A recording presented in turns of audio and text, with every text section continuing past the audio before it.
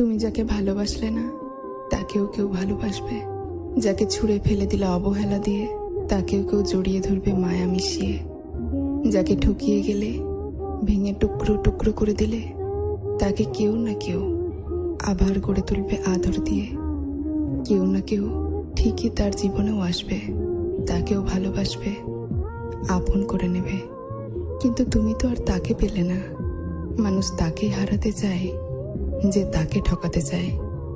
তুমি তো ওই মানুষটা হারালে যে তোমাকে মন প্রাণ উজাড় করে ভালোবেসেছিল।